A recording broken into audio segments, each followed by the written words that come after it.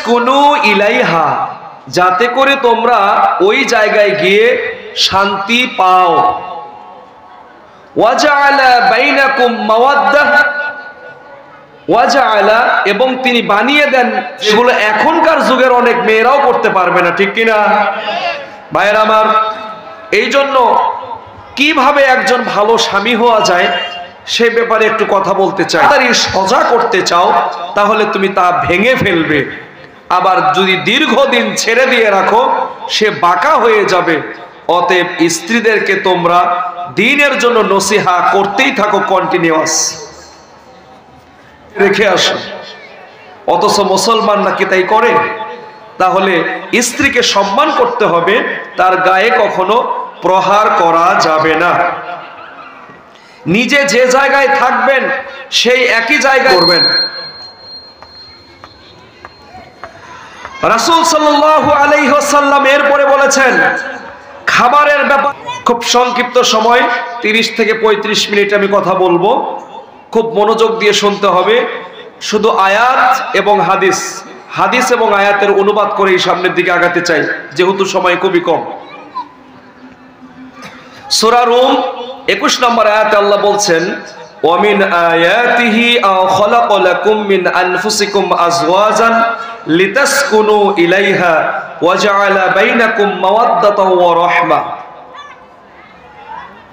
ওয়ামিন আয়াতিহি, আল্লাহর যতগুলো নিদর্শন আছে, নিদর্শন সমূহের মধ্য থেকে আল্লাহর আশ্চর্যজনক একটা নিদর্শন হচ্ছে আন খালাকা লাকুম মিন আনফুসিকুম আজওয়াজান, তোমাদের মধ্য থেকেই তোমাদের স্ত্রীদেরকে আল্লাহ সৃষ্টি করেছেন।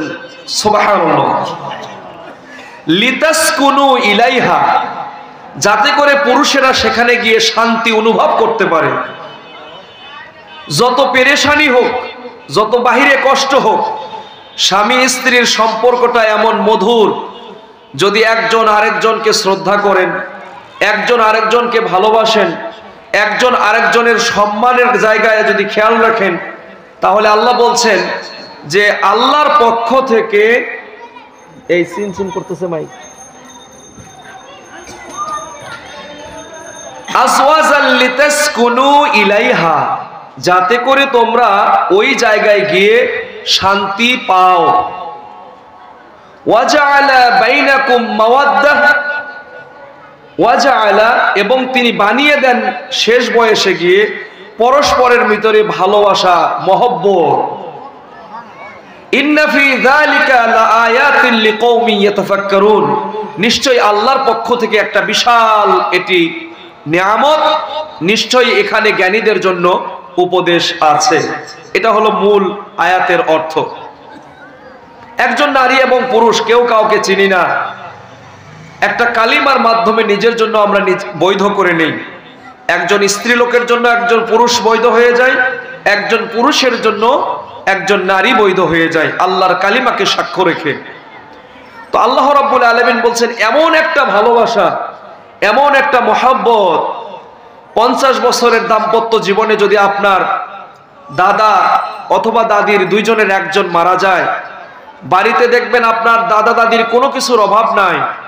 যদি আপনার দাদাকে বলেন, দাদা গো, দাদি মারা গেল আজ প্রায় 10 বছর, তুমি মন খারাপ করে বাসায় বসে থাকো কেন? আমাদের টাকা পয়সা, খাওয়ন দাওয়ন কোনো কিছুর তো অভাব নাই।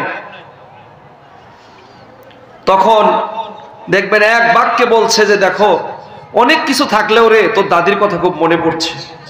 বলে কি বলে না? আবার একই কথা যদি আপনার দাদি থাকে, নাতিরা যদি জিজ্ঞেস করে, নাতনি যদি জিজ্ঞেস করে, দাদি তোমার মন খারাপ কেন? বলবে সব কিছু আছে রে, তারপরে কেন জানি আজকে তোর দাদির কথা, দাদার কথা খুব মনে পড়ছে। লোকটা যদি আজ বেঁচে থাকতো কতই না ভালো হতো, এইরকম করে, ঠিক কিনা? জসিমউদ্দিনের একটা কবিতা আছে, কবর কবিতা, পড়েছিলেন কেউ? এইখানে তোর দাদির কবর, ডালিম গাছের তলে, 30 বছর ভিজায়ে রেখেছি 2 নয়নের জলে। তো ভালোবাসা আল্লাহ এক সময় দেখবেন কেউ কাউকে চেনে না, একসাথে থেকে ওই মানুষটার প্রতি দায়বদ্ধতা, ভালোবাসা তৈরি করে দেন কে?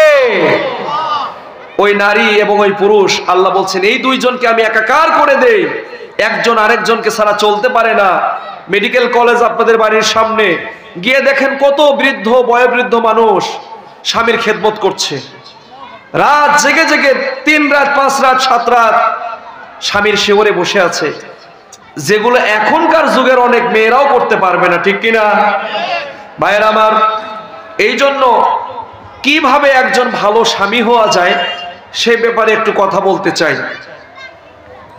প্রথম কথা হচ্ছে, দুনিয়ার জীবনে স্ত্রীকে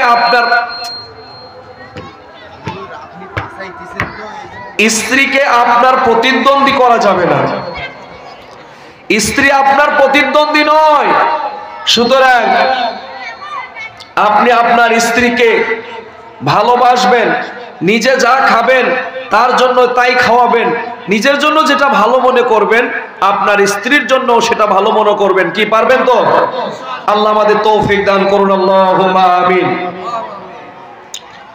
ওয়াশিরুহুন্না বিল মারুফ, দুনিয়ার জীবনে তাদের সাথে ভালোভাবে কথা বলবেন, সুন্দর আচরণ করবেন, এর মাধ্যমে আল্লাহ রাব্বুল আলামিন আপনাদের মধ্যে ভালোবাসা তৈরি করে দিবে।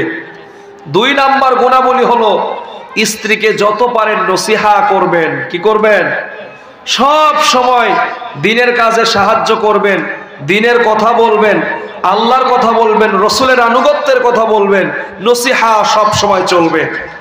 আন আবি হুরায়রা রাদিয়াল্লাহু আনহু قال قال رسول الله صلى الله عليه وسلم, আল্লাহর নবী বলেছেন, মান কানা ইউমিনু বিল্লাহি ওয়াল ইয়াউমিল আখির ফালা ইউজি জারাহু ওয়াস্তাউসু বিন নিসা, যে ব্যক্তি আল্লাহর প্রতি ঈমান এনেছে, রাসূলের প্রতি ঈমান এনেছে, পরকালে বিশ্বাস করে, আল্লাহর রাসূল বলেছেন সে যেন তার প্রতিবেশীকে কষ্ট না দেয়।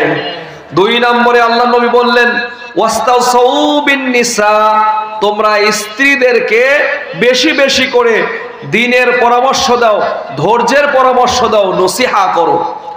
স্ত্রীর গায়ে হাত তুলে কখনো স্ত্রীকে দিনদার বানানো যায় না, স্ত্রীকে মেরে পিটে কখনো মানুষ করা যাবে না। নসিহা করতে হবে কোরআনের জন্য, নসিহা করতে হবে দ্বীনের জন্য।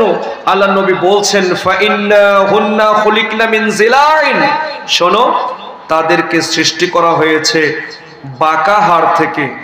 যদি তুমি তাড়াতাড়ি সোজা করতে চাও তাহলে তুমি তা ভেঙে ফেলবে, আবার যদি দীর্ঘদিন ছেড়ে দিয়ে রাখো সে বাঁকা হয়ে যাবে। অতএব স্ত্রীদেরকে তোমরা দ্বীনের জন্য নসিহা করতেই থাকো, কন্টিনিউয়াস। 3 নাম্বার গুণাবলী, স্ত্রীকে মারা যাবে না, গায়ে হাত দেওয়া যাবে না। আমাদের দেশে নারী নির্যাতনের শীর্ষে, স্ত্রীদের একটু ভুল হলে গরু মানুষ যেমন পিটায়, হালের মহিষকে যেমন পিটায়, 1 গোছের ছেলে মানুষ আছে স্ত্রীর গায়েও এইভাবে হাত উঠায় কি উঠায় না? আল্লাহ রাসূল সাল্লাল্লাহু আলাইহি সাল্লাম বলেছেন, শোনো তোমরা তোমাদের স্ত্রীদের গায়ে হাত উঠাবে না, স্ত্রীদেরকে মারবে না। স্বামী হিসেবে কিছু দায়িত্ব আছে। আল্লাহ নবী বলছেন, তুমি যে মানের খাবার খাও স্ত্রীকে সে মানের খাবার খাওয়াবে, তুমি যে ধরনের পোশাক পরো সেই একই মানের পোশাক স্ত্রীদেরকে পরাবে, তুমি নিজের জন্য যা ভালো মনে করবা স্ত্রীর জন্য তাই ভালো মনে করবা। ওয়ালা তাজরিবাল ওয়াজহা, খবরদার স্ত্রীদের মুখে কখনো মারবা না, মুখে মারা যাবে না। ইজা ইকতাসাইতা আও ইস্তাসাকবা, নিজে যা অর্জন করছো স্ত্রীর জন্য সেই সমান অধিকারটুকু নিশ্চিত করব বলেছেন কে? বিশ্বনবী মুহাম্মদুর রাসূলুল্লাহ। বাংলাদেশে 1 শ্রেণীর নারীবাদীরা আছেন, তারা বলে ইসলাম নাকি নারীকে অধিকার দেয় নাই। তাদের চোখে আঙ্গুল দিয়ে বলতে চাই, যারা তোমাদেরকে এগুলা শিখায়, এগুলো তোমাদেরকে বলায়, তাদের দেশে নারীদের কোনো অধিকার নাই। তাদের দেশে হাসপাতালে ধর্ষিতা হয়, রাস্তায় ধর্ষিতা হয়, তারপরে তাদের গণধর্ষণের ইতিহাস আপনারা পেপার পত্রিকায় দেখতে পান। এখনো নেপালের কিছু কিছু জাতি উপজাতি এলাকায় মেয়েদের মাসিক ঋতু হলে বিছানা থেকে আলাদা করে তারা জঙ্গলে রেখে আসে, অথচ মুসলমান নাকি তাই করে। তাহলে স্ত্রীকে সম্মান করতে হবে, তার গায়ে কখনো প্রহার করা যাবে না। নিজে যে জায়গায় থাকবেন সেই একই জায়গায় থাকার ব্যবস্থা করবেন, স্ত্রীদের সাথে খেলাধুলা করবেন, আমোদ প্রমোদ করবেন। বিশ্বনবী রাহমাতুল লিল আলামিন আয়েশা রাদিয়াল্লাহু আনহাকে এসে বললেন, আয়েশা পানি দাও তো। তো আল্লাহর রাসূলকে এইভাবে গ্লাসে করে পানি নিয়ে এসে দিলেন। এবার আল্লাহর নবী বলছেন, আয়েশা তুমি পানি পান করো, তুমি পানি পান করো। এইভাবে আয়েশা রাদিয়াল্লাহু আনহা পানি পান করলেন। পানি পান করার পর আল্লাহ রাসূল হাত থেকে গ্লাসটা নিয়ে ঘুরিয়ে ঘুরিয়ে দেখছেন আয়েশা কোথায় মুখ লাগিয়ে খেয়েছেন। ঠিক ওই জায়গায় রাসূলুল্লাহ মুখ লাগিয়ে পান করলেন। বলেন সুবহানাল্লাহ। এটা ছিল রাসূল সাল্লাল্লাহু আলাইহি ওয়াসাল্লামের দাম্পত্য জীবন। একদিন স্বামী স্ত্রী দুইজনে প্রতিযোগিতা করেছেন। প্রতিযোগিতা করে দেখা গেল যে আয়েশা রাদিয়াল্লাহু আনহা হেরে গিয়েছেন, মনটা খারাপ। কিছুদিন পরে বলছে চলো আজকে যাই।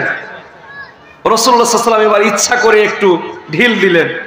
আয়েশা রাদিয়াল্লাহু আনহা জিতে গেলেন। হাসতেছেন, বলছেন রাসূলুল্লাহ আপনি পারলেন না, আমি জিতে গিয়েছি, আমি জিতে গিয়েছি। রাসূলুল্লাহ মুস্কি হাসলেন, খুশি হলেন। এটা ছিল রাসূলুল্লাহর দাম্পত্য জীবন। আর আপনি আমরা কি করি?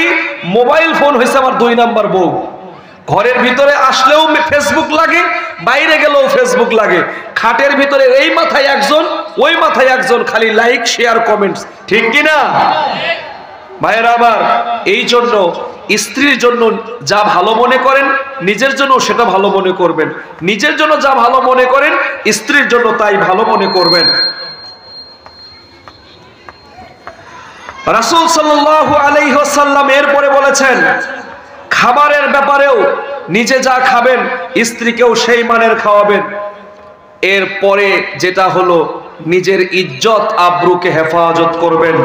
শোনেন, আপনি যদি মনে করেন আমার স্ত্রীকে দিনদার রাখতে চাই, পরহেজগার রাখতে চাই, তাহলে আপনাকে আগে পরহেজগার হতে হবে। আপনি রাস্তাঘাটে বাজে নারীদের সাথে মিশবেন, কথা বলবেন, আর ভাবছেন যে নিজের সন্তান আল্লাহওয়ালা হয়ে যাবে, নিজের স্ত্রী আল্লাহওয়ালা হবে, এটা কি করে সম্ভব? শোনেন, বিশ্বনবী মুহাম্মদুর রাসূলুল্লাহ সাল্লাল্লাহু আলাইহি ওয়াসাল্লাম বলেছেন, যে ব্যক্তি মাইয়াজমাল্লি বাইনা লিহিয়াইহি, যে ব্যক্তি 2 চোয়ালের মধ্যবর্তী বস্তু এবং তার 2 রানের মধ্যবর্তী বস্তুর জিম্মাদারি নেবে, আজমানুল্লাহুল জান্নাহ, আমি নবী মুহাম্মদ তার জন্য জান্নাতের জামিনদার হব। বলেন সুবহানাল্লাহ। তাহলে স্বামীকে হতে হবে উত্তম আদর্শবান, নিজেকে হতে হবে সৎ চরিত্রবান। বিবাহের মহরনা পরিশোধ করতে হবে, নাকি বাসর রাতে মাফ চাইবেন যে আল্লাহর রাস্তে মাফ করে দাও? এ কাজ করা যাবে না।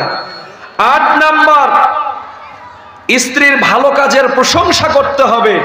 খারাপ কাজ হলে সেটা আস্তে করে বলবেন। রান্না যদি খারাপ হয় সেটাও সুন্দর করে বলবেন যে এটা এভাবে না রান্না করলে এভাবে করলে ভালো হতো। এই গুণাবলীগুলো যদি মোটামুটি অর্জন করতে পারেন তাহলে আপনি নিজেকে একজন ভালো স্বামী বলে গণ্য করতে পারবেন। দাম্পত্য জীবন আল্লাহ রাব্বুল আলামিন সুখী সমৃদ্ধশালী করবে। আল্লাহ সুবহানাহু ওয়া তাআলা আমাদের প্রত্যেককেই আদর্শ স্বামী হওয়ার তৌফিক দান করুন। আল্লাহুম্মা আমিন।